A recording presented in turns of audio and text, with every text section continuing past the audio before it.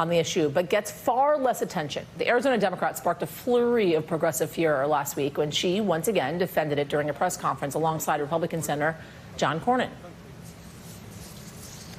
The idea of the filibuster was created by those who came before us in the United States Senate to create comity. To those who say we must make a choice between the filibuster and X, I say this is a false choice. The way to fix that is to change your behavior, not to eliminate the rules or change the rules. You confused? So are the Democrats. But perhaps they shouldn't be. Moderates like Sinema and Manchin have, as of late, found themselves in a unique dilemma. Straddling both sides of the political aisle, they seem increasingly unsure of who to appease, their party or their constituents. And Sinema, in an apparent effort to do both, has instead done neither. Congressional Democrats had barely forgiven her curtsy as she voted against a $15 minimum wage when she missed the vote on the January 6th commission. And her constituents in Arizona are not too pleased either. Support from voters in her state has weakened, even amongst Democrats, by the way. 30% of whom now say they view her unfavorably. Meanwhile, the chair of the Pima Area Labor Federation told the 19th News she can barely get a hold of her. But Senator Mark Kelly, he has her cell phone number. With me now to discuss the Congresswoman's complicated political position is New York Magazine writer Sarah Jones, author of the article, What Does Kyrsten Sinema Want? So I guess I should start with that big question, which is what does, in fact, Kyrsten Sinema want? What is driving, I guess, her decision to stick with the filibuster alongside Joe Manchin? It's a great question, and there's not an easy resolution because in the absence of any justification, she's left us to wonder, what does she care about? What does she actually want? Is she really just in office for herself, or does she care about passing legislation? She really does seem wedded to this nostalgic view of the filibuster that Senator Manchin seems to share, which is unfortunate.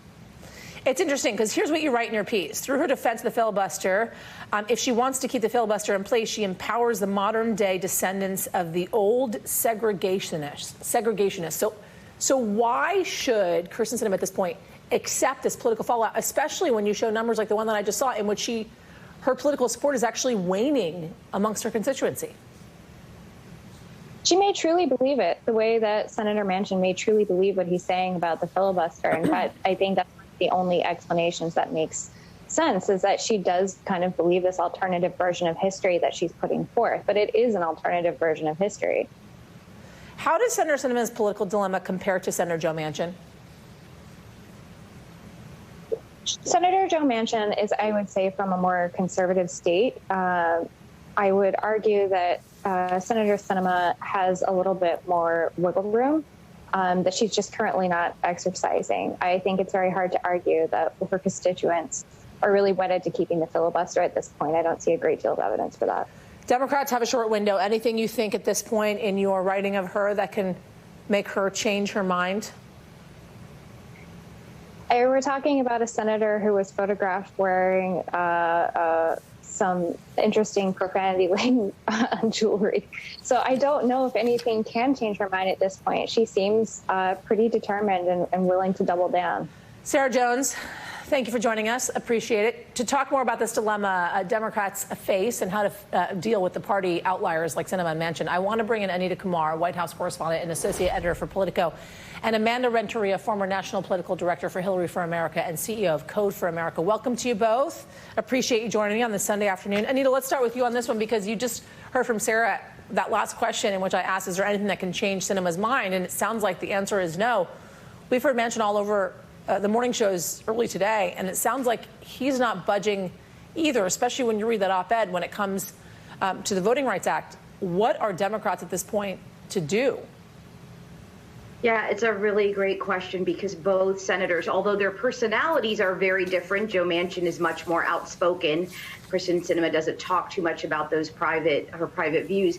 They both seem to be very set in their ways on this. And in fact, the more they get pushed on it, the more they sort of push back. So, they don't much like some of the criticism that they're getting. I do think that you're going to see, as we get closer to the midterm elections, the Democratic Party, just like the Republican Party, Party is going to need to show what they stand for. So, they need to show that they can pass some legislation and some policy, and they're all going to be, both sides are going to be very eager to do that. And as we get closer to those elections, they're going to need to show those and see what they can pass.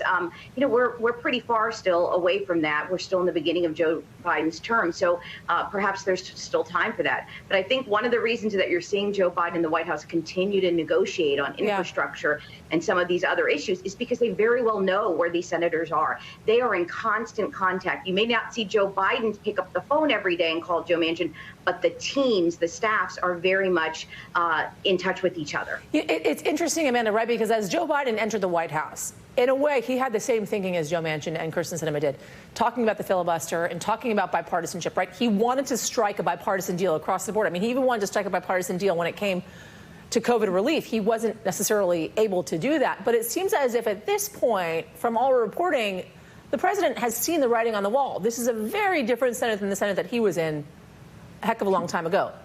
The Manchins and Sinemas of the world, they have not necessarily seen the writing on the wall and still see the Senate in a way as this kind of utopian body, which it's not. It's a completely different body than it was even 2 years ago. That's right. And in all fairness, I think Sinema and Manchin are actually talking to Republicans quite a bit, standing with them, doing those kinds of things, which means they have a little bit more patience than the Biden administration, than a lot of Democrats as well. What I will say, though, is what you are seeing out of this administration is a wisdom that both understands the need to show the American people that you're willing to work across the aisle, that you're willing to wait for good ideas, but that you're not going to wait so long that it's going to hurt the American people. And that's the part that's really important here, is where this conversation goes now must go to the American people so that people understand that if you have things like the filibuster not in place, or if it's actually becoming a blocker to getting good jobs, if it's becoming a blocker to an infrastructure bill, if it's becoming a blocker to what people need right now, then you have something to work with, and perhaps that's when Manchin and Sinema move in a direction that will allow the Senate to work again. So what are you saying the American people should do about that? Yeah, so I think the Biden administration, I think we've got to go to people and say, listen, this is what is happening on the ground. We aren't going to have fair voting. Right? We aren't going to have infrastructure bills. All those jobs that people are ready to get into post-pandemic, they aren't going to be coming around unless we can actually move legislation in the Senate. So in a way, turn out to vote in the midterms so we can have more control of the Senate, so Democrats can have more control of the Senate, for Biden to basically say that. And people need to be talking with them right now to say, we want to move now. Right. And I think there is a reality. Democrats have to have a message of what did you do with this power you had? Anita, I want to read for you from Manchin's op-ed. And what I found interesting about part of his op-ed is that he talks about wanting to strike bipartisan legislation when it comes to voting rights. What he doesn't talk about, though, is that some of what they are combating when it comes to voting rights or lack thereof is completely partisan. I mean, the reason why the legislation could feasibly have been passed in Texas was because of Republican legislators, not because of Democratic legislators in that state. Let me read. Whether it is state laws that seek to needlessly restrict voting or politicians who ignore the need to secure our elections, partisan policymaking won't instill confidence in our democracy. It will destroy it. As such, congressional action on federal voting rights legislation must be the result of both Democrats and Republicans coming together to find a pathway forward, or we risk further dividing and destroying the republic we swore to protect and defend as elected officials. He doesn't address the fact that some of his Republican Senate colleagues, in fact, support the restrictions that have been put in place across the country.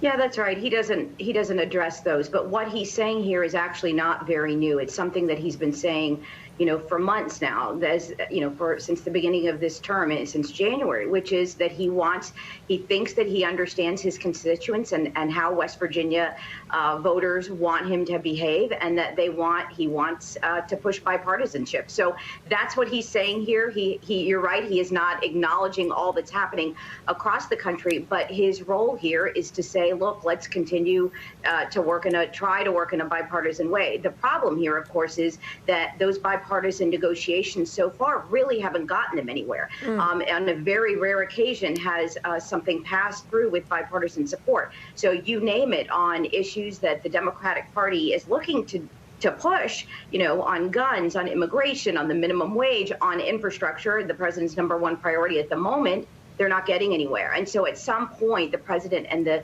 Democratic majority has to figure out sort of what that next step is. How do they proceed, or do they not get anything done? What is the real political risk here, Amanda, for Manchin and Sinema? That the party is in a different place, that they're looked at as keeping the Democratic Party's vision really out there or hurting the American people. This is particularly